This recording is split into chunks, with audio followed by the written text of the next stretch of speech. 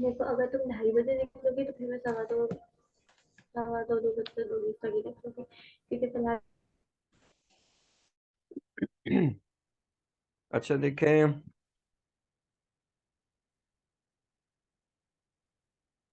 हमने numerical start करने।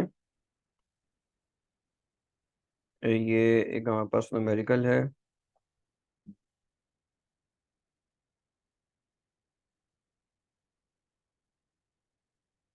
अ, अच्छा अब देखें इसमें ये सेल चेक है, और इस सेल चेक में हमसे ये कह रहे हैं कि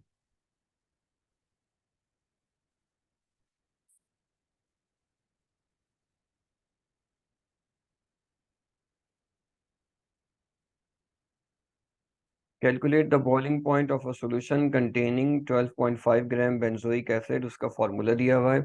इन 110 gram of benzene boiling point and K B of benzene are 80.1 and 2.53।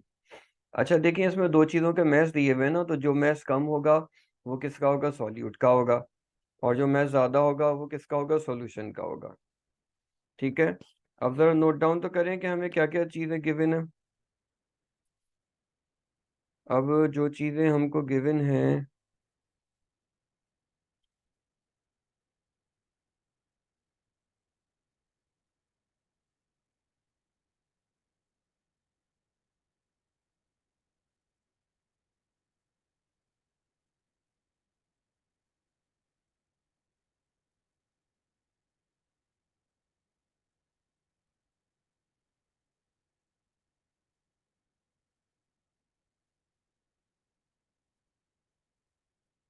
देखिए हमको क्या गिवन है। देखिए सबसे पहली चीज़ जो हमको गिवन है वो ये है कि बॉइलिंग पॉइंट ऑफ सोल्यूशन हमको मालूम करना है। ठीक है, और बॉइलिंग पॉइंट ऑफ सोल्यूशन को T2 कहते हैं।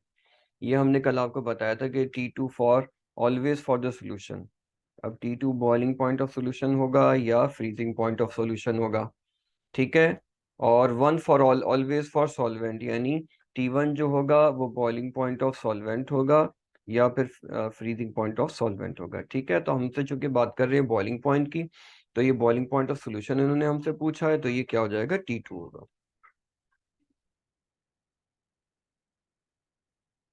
अच्छा, अब ये कह रहे हैं कि हमें बॉइलिंग पॉइंट ऑफ सोल्यूशन मालूम करना है, और हमको क्या दिया हुआ है? हमको दिया हुआ है 12.5 ग्राम बेंजोइक एसिड। अब ये चूंकि मैथ्स कम था ना, तो हमने कहा कि ये सॉल्यूट का मैथ्स है, और हमने सॉल्यूट का क्या किया? मॉलिक्यूलर मैथ्स कैलकुलेट कर लिया। फॉर्मूला इन्होंने हमको दिया हुआ था, तो हमारे पास सॉल्यूट का जो मोलर मैथ्स आया वो आया 122 ग्राम पर मोल। इसके बाद इन्होंने जो ज्यादा मैथ्स था हमने मान लिया कि वो किसका है? सॉल्यूशन का मैथ्स है। और जो ज्यादा था वो सॉल्वेंट का अ, जो ज्यादा मैथ्स होता है वो किसका मैथ्स होता है? सॉल्वेंट का। ठीक है, और सॉल्वेंट के मैथ्स के लिए हम यूज कर रहे होते हैं, मैथ्स के लिए सॉल्वेंट के लिए T2 आता है, और सॉल्यूट के W2 जो आता है वो किसके लिए आता है? सॉल्यूट का मैथ्स W2 होता है, और सॉल्वेंट का मैथ्स W1 होता है। ठीक है, तो हमने क्या किया कि ये जो मैथ्स ज्यादा था उसको हमने कहा कि ये सॉल्वेंट का मैथ्स है, इसको हमने W1 कह दिया।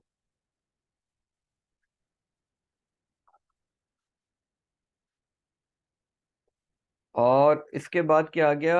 हमको ये दिया हुआ इन्होंने कि बेंजीन का बॉइलिंग पॉइंट है 80.1। तो हमको नजर ही आ रहा था कि भाई बेंजीन तो सॉल्वेंट है, तो सॉल्वेंट के बॉइलिंग पॉइंट को हमने क्या ले लिया? हमने इसको T1 ले लिया। और इसके बाद क्या है कि हमको केबी इन्होंने दिया हुआ है बेंजीन का 2.53। और अब हमने फॉर्मूला क्या अप्लाई करना होगा? Delta T B is equal to K B W2 multiply by 1000 divided by M2 into W1। ये हमारे एलिवेशन एंड बॉइलिंग पॉइंट का फॉर्मूला यूज करेंगे। डेल्टा टी बी बराबर होता है T2 माइनस T1 के, और के बी की वैल्यू हमको गिवन है, मैस ऑफ सॉल्यूट गिवन है, मैस ऑफ द M2 हमने अभी अभी कैलकुलेट किया 122, और W1 हमको गिवन है। अब क्या करेंगे हम? अब हम ये करेंगे कि T1 की वैल्यू हम पुट कर देंगे, और हमारे पास क्या आ गया? T2 का आंसर हमारे पास आ जाएगा। ठीक है, तो ये हमारे पास आ गया बॉइलिंग पॉइंट ऑफ सॉल्यूशन। अब देखें, ये सॉल्यूशन आपके सामने है और अब आप लोगों में से किसी को भी कोई क्वेश्चन करना हो तो अब आप लोग कर सकते हैं।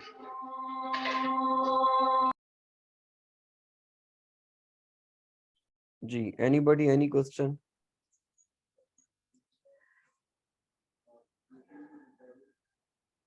सर ये जो हमने T2 माइनस जो थर्ड लास्ट स्टेप है, हमने 100 एंड मतलब फॉर्मूले में हमने मल्टीप्लाइड बाय 1000 किया है, एंड ठीक वो है। तो हम जब करते हैं ना, मतलब हमारे पास केजी में गिवन हो, एंड यहाँ पे तो ऑलरेडी हमारे पास क्वेश्चन में ग्राम में था, मतलब ये यहाँ पे हाँ, मल्टीप्लाई बाय 1000 पे क्यों किया हमने? ये मल्टीप्लाई बाय 1000 उस वक्त करते हैं जब मैथ्स में ग्राम में गिवन होता है। ग्राम में गिवन हो, सो जी जी। अच्छा, यानी कि हमें जो है इस इक्वेशन में केजी में पुट करना होता है मास देखिए, सॉल्वेंट का। इस इक्वेशन में ये जो फॉर्मूला है delta T B is equal to K B W2 1000 upon M2 W1, इसमें हमें मैस को ग्राम में पुट करना होता है। ग्राम में पुट करना होता है, तो सर ऑलरेडी जो बेंजीन का मास था वो तो ग्राम में ही गिवन था ना क्वेश्चन में। हाँ, इसीलिए हमने 1000 रखा है अपनी जगह पे। ओके। ठीक है, देखिए मैं आपको एक बात यस बताऊं, सर। आप ये बेसिकली रूल तो ये है कि ये वाले फॉर्मूले के अंदर आपने करना क्या है, आपने मैस को ग्राम में पुट करना है। यस। ठीक है, लेकिन अगर थोड़ी यस देर के लिए अब बाकी जो लोग देखें, थोड़ी देर के लिए काम ये करें ना कि 1000 ऊपर है ना, तो इसको मैं 1000 अपॉन 1 कह यस। सकता हूँ। Yes sir. ऊपर जो 1000 इसको हम 1000 अपॉन 1 कह सकते हैं। और अगर कोई चीज नीचे से ऊपर लाओ या ऊपर से नीचे लाओ तो वो रेसिप्रोकेट हो जाती है, उल्टी हो जाती है ना। अगर आप किसी चीज, यस सर। किसी भी यस। नंबर को किसी भी फ्रैक्शन में ऊपर से नीचे लेके जाएं या नीचे से ऊपर लेके आए तो वो रेसिप्रोकेट हो जाती है। तो अब अगर ऊपर वाला 1000 अपॉन 1 को मैं अगर नीचे लाऊंगा ना तो वो बन जाएगा 1 अपॉन 1000। Yes sir. और 1 अपॉन 10 मल्टीप्लाई बाय 1 अपॉन 1000 क्या करेगा? अगेन ये मैथ तो 110 ग्राम था, लेकिन ये 1 अपॉन 1000 उसको किलोग्राम में कन्वर्ट कर देगा। Okay sir. ठीक है, ये बहरहाल ये एक यस सर। लॉजिक है कि उन्होंने फॉर्मूले को इस तरह मॉडिफाई कर दिया कि आप ग्राम में पुट करेंगे तो खुद ब खुद किलोग्राम में कन्वर्ट हो जाएगा। Okay sir. ठीक है, लेकिन बहरहाल ठीक है सर। हाँ, बाकी सबके लिए ना तो आसान सी बात हम लोगों ने ये ध्यान में रखनी है कि ये फॉर्मूला ऐसा है कि जिसमें हमने मैथ्स ग्राम में पुट करना है। ओके सर, ग्राम में पुट करना, ठीक है। अब देखिए, ये हम जो है ना अब इस क्वेश्चन को वाइंड अप करके आगे चल रहे हैं। बस एक बात रिमाइंडर आपको दे दूं, T2 क्या होगा? सॉल्यूशन का बॉइलिंग पॉइंट होगा, या T2 क्या होगा? सॉल्यूशन का फ्रीजिंग पॉइंट होगा। T1 सॉल्वेंट के लिए होगा, ठीक है, और T1 सॉल्वेंट का बॉइलिंग पॉइंट हो सकता है या T1 सॉल्वेंट का फ्रीजिंग पॉइंट हो सकता है। और दूसरी टर्मिनोलॉजी क्या है? W1 और W2। W2 सॉल्यूट का मैस और W1 सॉल्वेंट का मैस। अब देखें, अब हम चलते हैं आगे इस अगले न्यूमेरिकल की तरफ। इस अगला न्यूमेरिकल जनाब ये है कि व्हाट आर द फ्रीजिंग, अच्छा ये फ्रीजिंग है, freezing and boiling points of a solution prepared by dissolving 13.3 gram of ethylene glycol in 100 gram of water। ये हमारे पास छोटा सा डेटा है। अब देखो 13.3 ग्राम कम है तो ये किसका मैस होगा? सॉल्यूट का। 100 ग्राम ज्यादा है तो ये किसका मैस होगा? सॉल्वेंट का। अब देखते हैं हम कि हमें क्या डेटा गिवन है। हमको बॉइलिंग पॉइंट ऑफ सॉल्यूशन मालूम करना है जिसको हम T2 कहेंगे, और हमको फ्रीजिंग पॉइंट ऑफ सॉल्यूशन भी मालूम करना है, उसको भी हम T2 ही कहते हैं। हमको T1 अब जब चूंकि इन्होंने वाटर कह दिया ना, इसका मतलब है कि हमें सॉल्वेंट का बॉइलिंग पॉइंट मालूम है जिसको हम T1 कहते हैं 100 डिग्री सेंटीग्रेड, और हमको सॉल्यूशन का सॉल्वेंट का फ्रीजिंग पॉइंट भी मालूम है, इसलिए कि उन्होंने बता दिया वाटर है, तो उसका फ्रीजिंग पॉइंट भी हमें मालूम है, वो है 0 डिग्री सेंटीग्रेड, यानी T1 हमको मालूम है। अब इन्होंने जो मैस कम था, हमने कहा कि भाई ये सॉल्यूट का मैस है 13.3 ग्राम, और जो मैस ज्यादा था उसको हमने सपोज कर लिया कि वो सॉल्वेंट का मैस है। और ये बेसिकली इथाइलिन ग्लाइकोल ये होता है। आप लोगों में से किसी को याद है इथाइलिन ग्लाइकोल? बल्कि मैं आप लोगों में से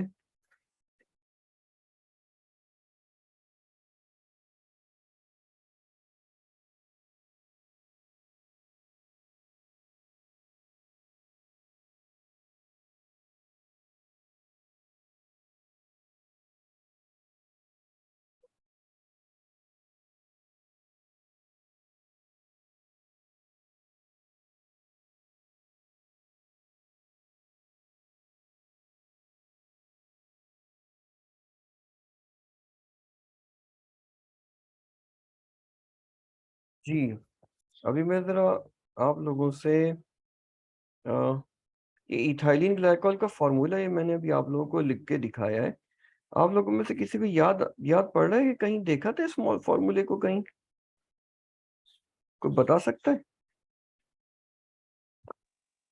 आप लोग अपना वैसे माइक ऑन कर सकते हैं इस वक्त। मैंने कोई बता सकता है फॉर्मूला मॉलिक्यूल कहीं देखा है बुक में? ये फर्स्ट ईयर की बुक में मत देखिएगा, फर्स्ट ईयर की बुक में नहीं देखा होगा आपने।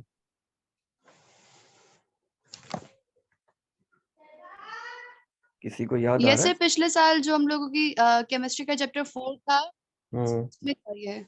हाँ, ये ऑर्गेनिक केमिस्ट्री के चैप्टर में था। और इससे ज्यादा किसी को याद है? I don't want to get in. ये बेसिकली वो था, इथीन का जब रिएक्शन कराते हैं ना KMnO4 से, Yes. तो बनता है ये इथाइलिन ग्लाइकोल, जो डीकलराइज हो जाता है, जिससे पता चलता है इन जैसे हम डिस्टिंग्विश करते हैं कि ये इथीन है कि इथेन है।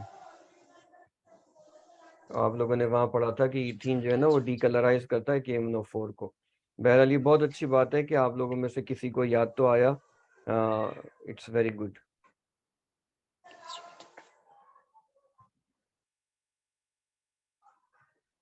अच्छा, अब देखें कि ये जो है ना ये इथाइलिन ग्लाइकोल का फार्मूला हमें दिया हुआ है, तो हम क्या करेंगे कि यहाँ से ना इसका वो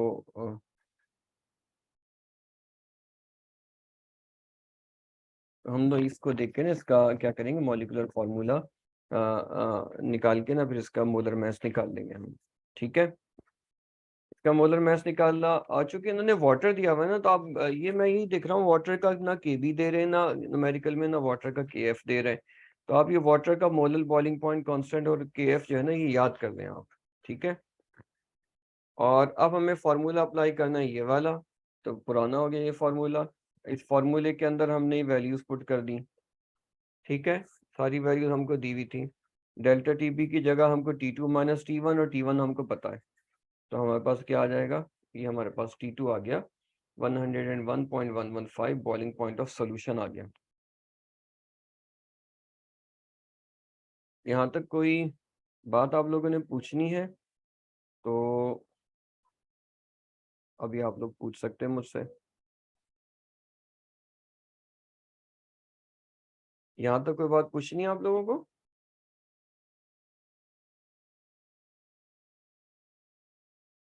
एनीबडी, एनी क्वेश्चन यहाँ तक जो हमने न्यूमेरिकल सॉल्व किया है?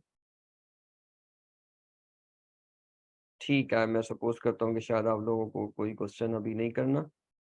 अच्छा, अब देखें, अब हम क्या करते हैं, आगे चलते हैं। अब हमने क्या करना है, बॉइलिंग पॉइंट ऑफ सोल्यूशन हमने मालूम कर लिया, फ्रीजिंग पॉइंट ऑफ सोल्यूशन हमें मालूम करना है। तो क्या करेंगे, फॉर्मूला लगाएंगे, delta TF is equal to KF, और ये फॉर्मूला तो दोनों का एक ही जैसा है, बट डेल्टा TB की जगह डेल्टा TF आ जाता है और KB की जगह KF आ जाता है। यानी आप एक फॉर्मूला याद करें, दूसरा फॉर्मूला आपको खुद ब खुद याद हो जाएगा। अब आपने क्या करना है, वैल्यू पुट कर दें। ठीक है, सारी वैल्यूज हमको क्वेश्चन में ऑलरेडी गिवन है, और T1 भी हमें मालूम है, तो हमारे पास यहाँ से T2 आ जाएगा।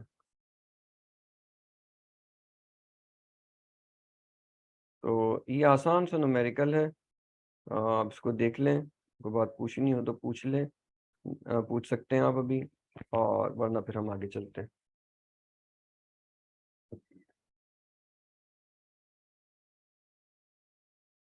जी, एनीबॉडी एनी क्वेश्चन?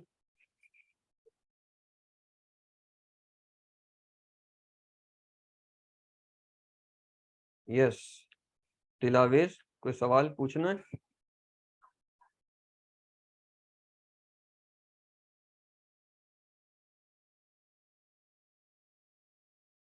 सना शहजाद, कोई सवाल करना है आपने? शजिया, नो सर, कोई सवाल नहीं करना। चले ठीक है, ठीक है, ठीक है, फिर हम आगे चलते हैं और हमारा देखते हैं कि नेक्स्ट न्यूमेरिकल हमसे क्या कह रहा है।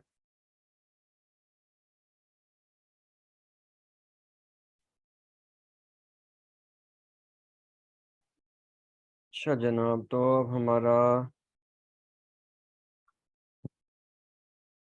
नेक्स्ट न्यूमेरिकल है कि 1.89 gram of an organic compound was dissolve in पर 85 cm³ of water.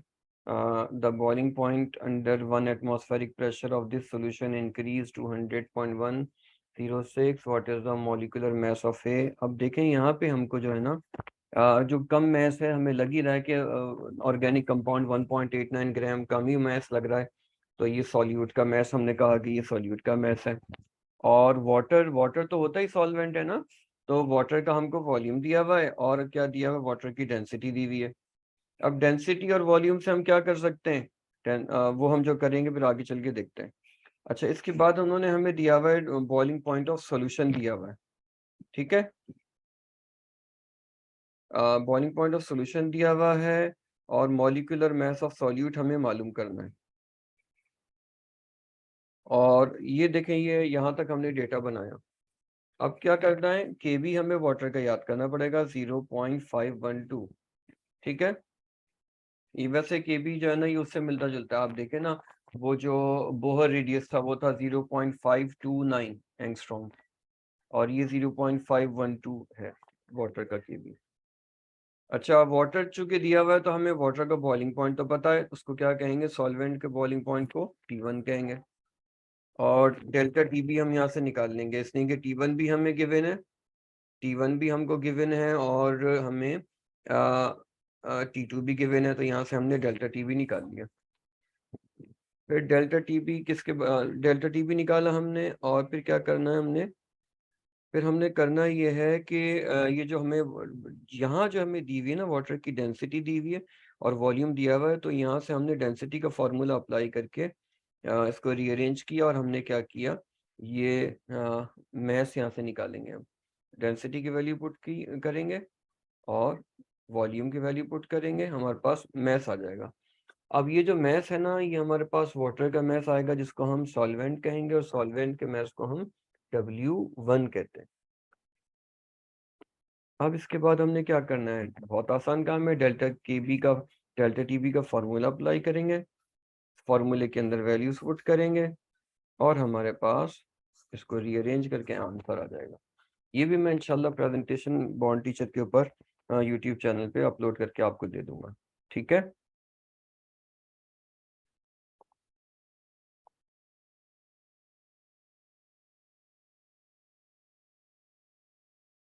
Ji, now you can turn on your mic, anybody any question?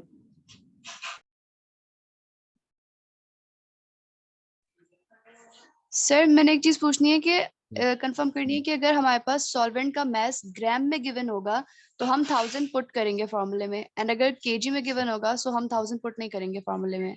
बिल्कुल ऐसा ही है। Okay sir. जी, और कोई? चलो मैं आगे चलूं? Yes sir. Yes sir. ठीक है। अच्छा, अब देखें कि हम इससे फिर आगे चलते हैं।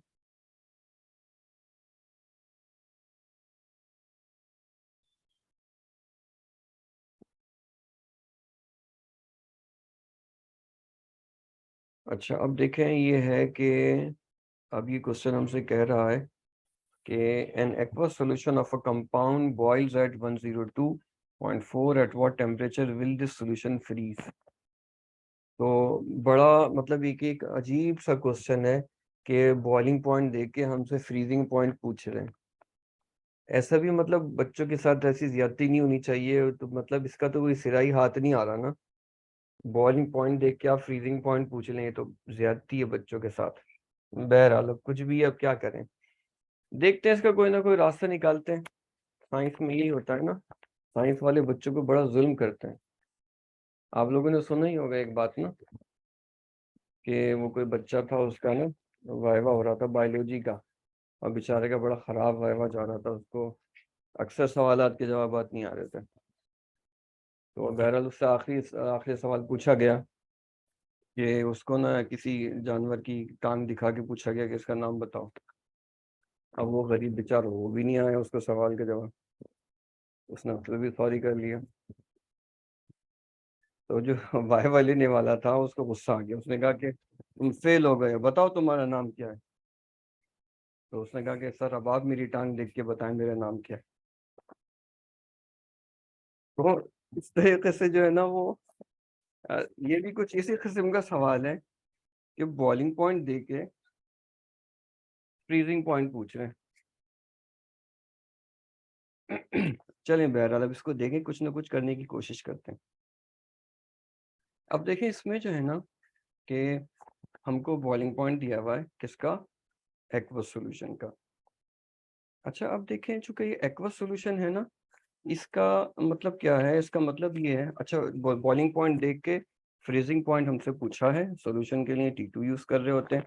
क्योंकि ये वाटर है इसलिए हमको इसका मतलब है कि Kb भी पता है और इसका Kf भी हमको पता है, ठीक है। अच्छा अब देखें इसके अलावा हमको क्या पता है, बॉइलिंग पॉइंट जो उन्होंने दिया हुआ है ना, देखें आप बस टॉप के ऊपर एक लाइन आ रही है, बॉइलिंग पॉइंट दिया हुआ है इन्होंने सॉल्यूशन का, तो सॉल्वेंट का बॉइलिंग पॉइंट हमें मालूम है इसने कि ये वाटर है, ठीक है। तो ये हो गया हमारे पास 100 डिग्री सेंटीग्रेड वाटर का बॉइलिंग पॉइंट हो गया, जिसको हम T1 कहेंगे। यहाँ से हमने डेल्टा T भी निकाल लिया, ठीक है। T2 भी गिवन था हमें, T1 भी गिवन है, तो यहाँ से डेल्टा T भी निकालेंगे, वो आ गया 2.4। अब इसके बाद क्या करेंगे, अच्छा इन्होंने फ्रीजिंग पॉइंट की बात करें तो फिर इन्होंने हमें क्या दिया हुआ है, अब एक्वस सॉल्यूशन दिया हुआ है, इसका मतलब है कि हमें वाटर का फ्रीजिंग पॉइंट भी मालूम है, वाटर का फ्रीजिंग पॉइंट भी हमने नोट कर लिया। अब आगे चलते हैं, फॉर्मूला अप्लाई करेंगे, delta T B is equal to K B M, ठीक है। डेल्टा टी बी ये रहा बिल्कुल कॉर्नर पे 2.4, तो delta T B is equal to K B M, ये दोनों वैल्यू हम डाल देंगे तो हमारे पास एम यानी मोलैलिटी आ जाएगी, ठीक है। अब ये जो मोलैलिटी हमने यहाँ कैलकुलेट की है, इसको फॉर्मूले में पुट करेंगे, delta T F is equal to K F M, और डेल्टा टी एफ होता है T1 माइनस T2, और के एफ हमको पता है, मोलैलिटी भी हमको पता है, और यहाँ से T1 की वैल्यू हम पुट करेंगे जो कि फ्रीजिंग पॉइंट ऑफ वाटर है, वो पुट करेंगे और हमारे पास T2 की वैल्यू आ जाएगी, ठीक है। तो देखें कितने पापड़ बेलने के बाद हमको आखिर बिलाखिर फ्रीजिंग पॉइंट ऑफ वाटर जो है ना, फ्रीजिंग पॉइंट ऑफ सॉल्यूशन पता चल ही गया। ये देखें मैं आपको एक बात बताऊं, ये क्वेश्चन ऐसे क्वेश्चन है कि पहले एक लम्हे के अंदर इंसान देखता है ना, तो इंसान को उसको सिरा हाथ नहीं आ रहा होता, तो कहता कि ये है क्या मुसीबत। लेकिन ये इतने मुश्किल होते नहीं है, मुश्किल हमको लग रहे होते हैं लेकिन इतने मुश्किल होते नहीं है। जरा सा आप इनके ऊपर थोड़ा सा गौर करेंगे ना, तो फिर इंशाल्लाह आपको ये समझ में आ जाएंगे। तो आप अपना माइक ऑन कर सकते हैं, और आपको कोई क्वेश्चन करना हो आपको तो पूछ लें, पूरा क्वेश्चन आपके सामने है।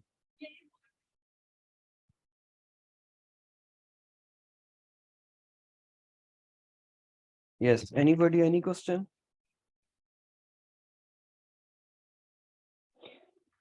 सर ये जो के एफ के बी है हमें ये सारे याद करने पड़ेंगे?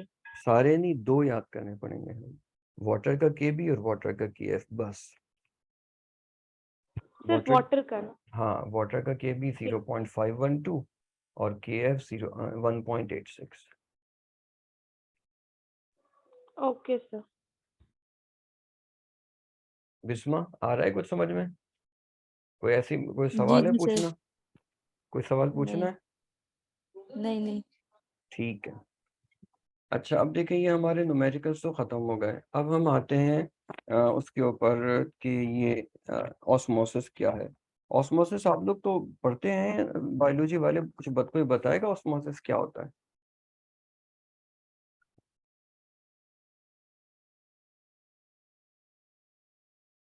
जी, व्हाट इज ऑस्मोसिस?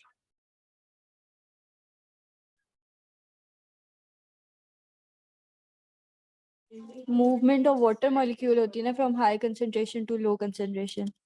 अच्छा, ठीक है। Movement of water molecule from higher concentration of solvent to the lower concentration of solvent. ठीक है। तो ये बेसिकली वैसे आप लोगों ने कभी ऐसा वो देखा होगा कि रात को किशमिश भिगो के लोग पानी के अंदर भिगो के सो जाते हैं, तो जब वो सर सुबह उठते हैं तो वो स्वेल हुई हुई होती है और पानी उसके अंदर पेनिट्रेट कर जाता है। किया होगा आप लोगों ने ऑब्जर्वेशन। तो वो बहरहाल तो ये है इस तरह का बेसिकली ऑस्मोसिस का एक प्रोसेस होता है। बताएं क्या कह रही हैं अमन? सर मैं कह रही हूँ कि movement from less concentrated solution to high concentrated solution नहीं होती? हाँ, ये अगर हम देखें जिसको हम आमतौर पर कंसंट्रेशन कह रहे होते हैं ना, तो वो सॉल्यूट के रेफरेंस से कह रहे होते हैं। और डेफिनेटली ऐसा ही है कि जो सॉल्वेंट मूव करता है वो विद रिस्पेक्ट टू सॉल्यूट, यानी जिसको नॉर्मली हम कंसंट्रेशन कहते हैं ना, तो लेस कंसंट्रेटेड से हाई कंसंट्रेटेड की तरफ जो है वो सॉल्वेंट मूव कर रहा होता है। Yes sir. हाँ, अभी इसको लेकिन जो आमतौर पर जो लोग हाई से लो की तरफ कह रहे होते हैं ना, वो विद रिस्पेक्ट टू सॉल्वेंट कह रहे होते हैं। तो बहरहाल अब इसको जरा इसको देखते हैं, डिटेल के अंदर देख लेते हैं। अ, बहुत ज़्यादा तो नहीं, आज ये ख़त्म हो जाएगा टाइम, लेकिन बहरहाल इसको इनिशिएट तो करते हैं इसको हम, इस टॉपिक को।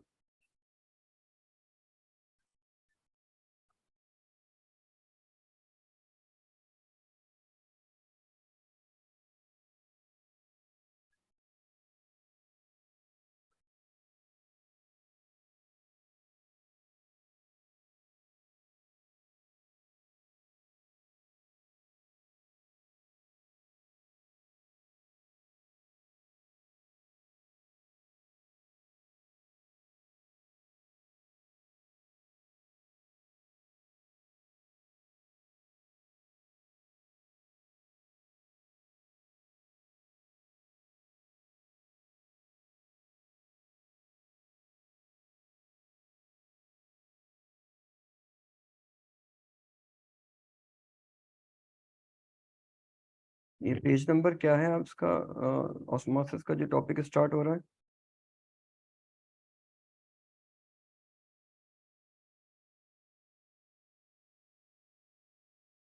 अच्छा, ठीक है फिर।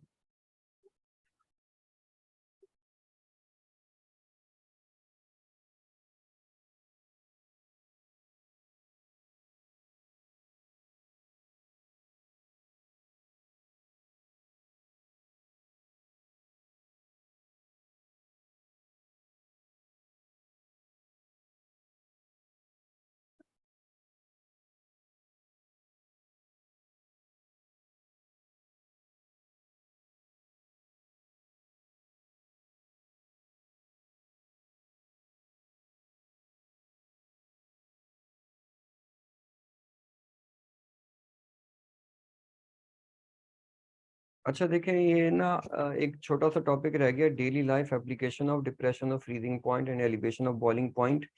देखें इसके अंदर जो है ना कि जो बेसिकली जो सॉल्यूट है वो बॉइलिंग पॉइंट को ऊपर ले जाता है। ठीक है। तो जो हमारे पास ऐसे जैसे हमारे पास गाड़ी के अंदर जो रेडिएटर होता है उसके अंदर एक कूलेंट डालते हैं। कूलेंट का काम ही होता है कि वो इंजन को कूल कर रहा होता है, इसलिए कि इंजन का जो टेम्परेचर है वो बहुत ज़्यादा हाई होता है और वाटर के अंदर हीट एब्जॉर्ब करने की टेंडेंसी बहुत ज़्यादा होती है, तो वाटर उसको इंजन को कूल करने के लिए काम आ रहा होता है। लेकिन अगर वाटर ही बॉईल कर जाएगा तो फिर वो कैसे कूल करेगा?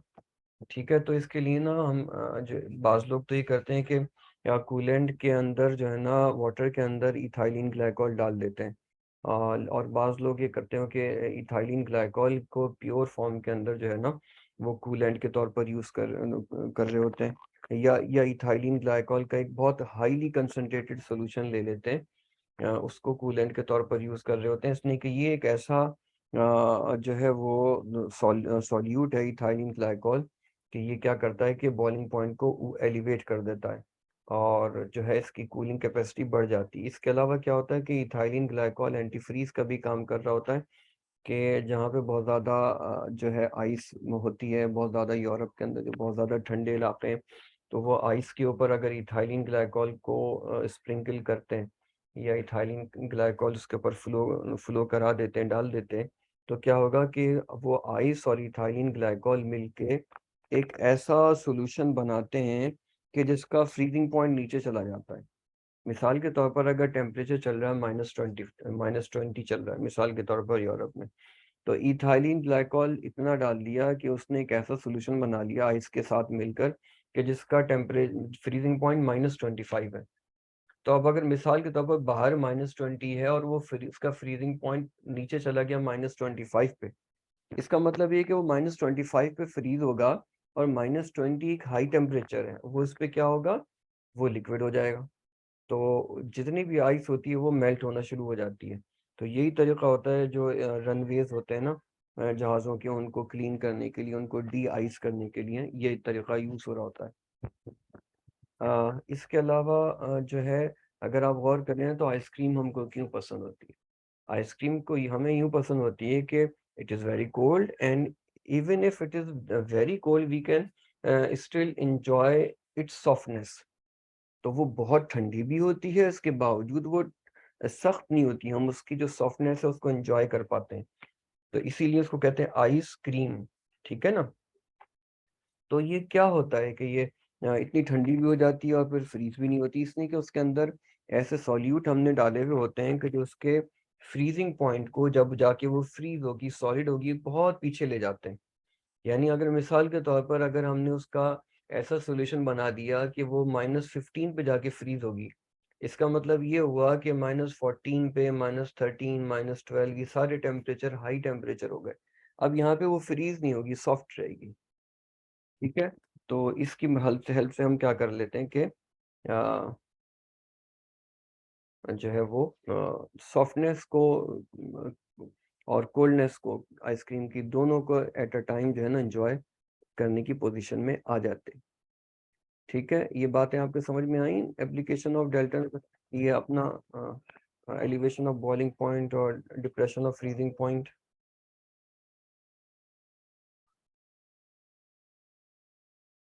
जी बेटा।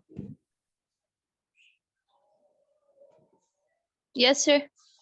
ठीक है, ठीक है। अब ये जो है ना ये मीटिंग हमारी 5 मिनट्स के अंदर ख़त्म होने वाली है। कोई सवाल पूछना है आप लोग तो आप लोग पूछ सकते हैं।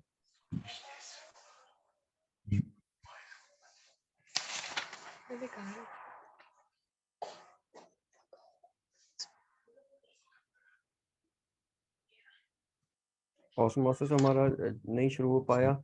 आज की तारीख में हमने जो आपको बातें बताई हैं वो ये कि आपको वाटर का केबी याद करना है, आपको वाटर का केएफ याद करना है, आपको ये बात याद करनी है कि T1 जो है वो सॉल्वेंट के लिए है, या तो सॉल्वेंट का बॉइलिंग पॉइंट होगा T1 या फिर सॉल्वेंट का फ्रीजिंग पॉइंट होगा। फिर हमने आपको बताया कि T2 क्या है, ये सॉल्यूशन के लिए होगा, या तो T2 सॉल्यूशन का बॉइलिंग पॉइंट होगा या सॉल्यूशन का फ्रीजिंग पॉइंट होगा। फिर हमने आपको बताया कि W1 जो है वो सॉल्वेंट का मैस कहलाएगा और W2 सॉल्यूट का मैस कहलाएगा, ठीक है। फिर हमने डेल्टा टीबी का एक फार्मूला देखा जिसके अंदर न्यूमरेटर के अंदर 1000 आ रहा है, उसके अंदर आपने क्या करना है, मैस ग्राम में लेना है लाजमी तौर पर। डेल्टा टीएफ के फार्मूले में भी न्यूमरेटर के अंदर जो 1000 आ रहा है वो क्या इंडिकेट कर रहा है कि आपने जितने भी मैस लेने वो ग्राम में लेने। और इसके अलावा हमने आज की तारीख में मेरे ख्याल से तो ये पढ़ा है, और कोई आप लोगों को बात है तो पूछ सकते हैं आप लोग।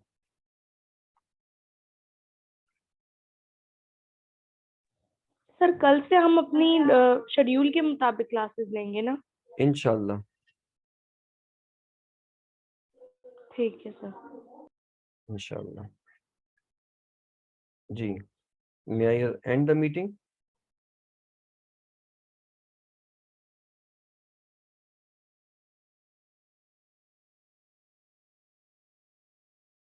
Okay, I end the meeting now. Assalamu alaikum. Khuda Hafiz.